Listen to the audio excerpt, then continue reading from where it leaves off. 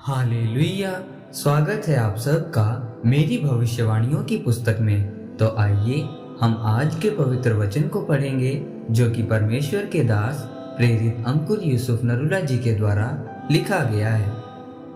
परमेश्वर के वचन के अनुसार चलें, जैसा कि इफिसियों की पुस्तक अध्याय 5 उसकी 22 से 25 आयत में लिखा है। हे पत्नियों, अपने पति के ऐसे अधीन रहो जैसे प्रभु के। हे पतियों, अपने अपनी पत्नी से प्रेम रखो, जैसा मसीह ने भी कलीसिया से प्रेम करके अपने आप को उसके लिए दे दिया। मेरे प्रियो, इस दुनिया में कुछ लोग चर्च नहीं आते क्योंकि उनको लगता है कि चर्च एक धार्मिक स्थान है जहाँ पर सिर्फ यीशु मसीह के बारे में बताया जाता है। लेकिन चर्च एक ऐसा स्थान है जहाँ पर आपके जीवन निर्वाह के बारे में बताया जाता है। इसलिए कुछ लोग गवाही देते हैं कि हमने चर्च में आकर वचन सुना और उस पर चले और हमारा जीवन बदल गया।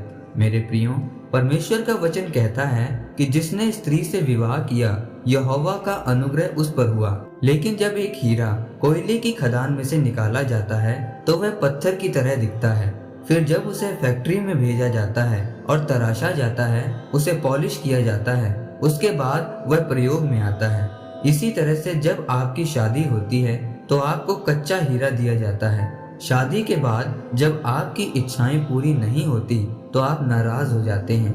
लेकिन आपने जो दर्शन अपनी शादी को लेकर देखा था वह पूरा हो सकता है अगर आप उसके लिए मेहनत करें और परमेश्वर के वचन के अनुसार चलें। परमेश्वर का वचन कहता है कि हे नारी, अपने पिता के घर को भूलकर अपने पति के घर को याद रख, तब राजा तेरा पति तेरे रूप की चाह करेगा। लेकिन जो स्त्री हमेशा अपने माता पिता के घर के बारे में ही चर्चा करती रहती है, उसकी अपने पति के साथ कभी नहीं बन सकती, क्योंकि परमेश्वर ने कहा कि अपने पति के अधीन रहे।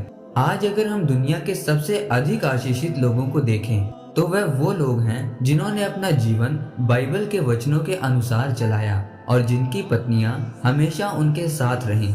मेरे प्रियो, अपनी पत्नी की सुरक्षा देना आपका काम है, क्योंकि परमेश्वर ने वो आपको एक मददगार के रूप में दी है। जब परमेश्वर ने देखा कि आदम अकेला काम कर रहा है और उसका कोई भी सहायक नहीं है, तो परमेश्वर ने आदम की पसली निकालकर औरत को बनाया।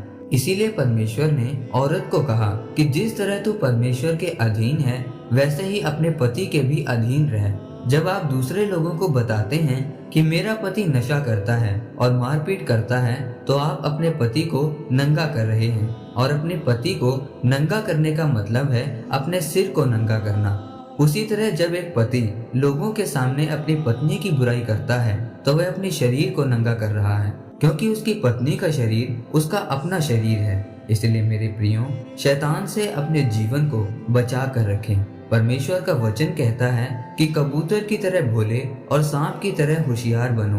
अपने जीवन को प्रार्थना और वचनों पर चलने से मजबूत बनाएं और सुरक्षित रहकर एक आशीषित जीवन जिएं। आमीन।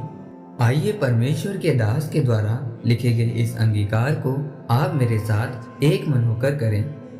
सर्वशक्तिमान परमेश्वर, इस वचन के लिए मैं आपका धन्यवाद करता हूँ। परमेश्वर, मैं अंगीकार करता हूँ कि मैं अपने जीवन को आपके वचनों के अनुसार चलाऊंगा और आपकी सिद्ध इच्छा में बना रहूंगा। प्रभु यीशु मसीह के नाम में आमीन। परमेश्वर आप सबको आज के वचन के ऊपर मनन करने के द्वारा आशीषित करे। आमीन।